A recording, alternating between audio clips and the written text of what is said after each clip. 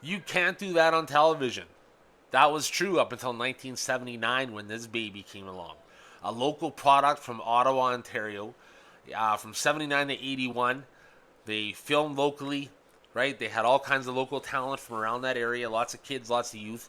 The show was based, think of Rowan and Martin's Laugh-In, right? Or SCTV, that kind of vein.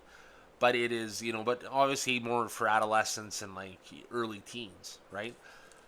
So in 1981, the new network, the Nickelodeon network, picked it up and all of a sudden was broadcast across North America, the States, all across Canada. Really got a lot of exposure from there. And, for the most part, it's a pretty good show. Like, you had people there was adults too. Like, you had Les Sly. He was like the jack of all trades when it comes to playing the adult male. He was El Capitano, which was a segment where they execute children, right? And then he was Barth from Barth's Burgers, like, I heard that, because I was like, ooh, is this a booger on here? He was like, hey, I'm looking for that. That kind of humor. The principal, like, he was always that kind of character. There's another female too, but she wasn't in as many episodes. Les Lyle was in every episode, all 143 episodes, might I add. But Abby Haggard played the adult female character, and it was always like the mom or the teacher, one of those kind of roles. The host was Christine McGlade. I used to think she was the bee's knees, man.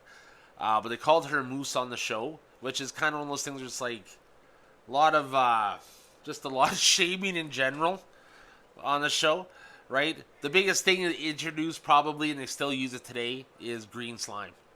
So you can see down there, like I said earlier, that's what you look like when people get gooed. Yeah, that's probably like the biggest legacy, because they still do that on the show today on those Nickelodeon awards and stuff like that the kids seem to fancy. It introduced a very young Alanis Morissette to the world, right? So you ought to know that wouldn't be here if it wasn't for this show. And so it ran for 10 seasons, wrapped up in 1990.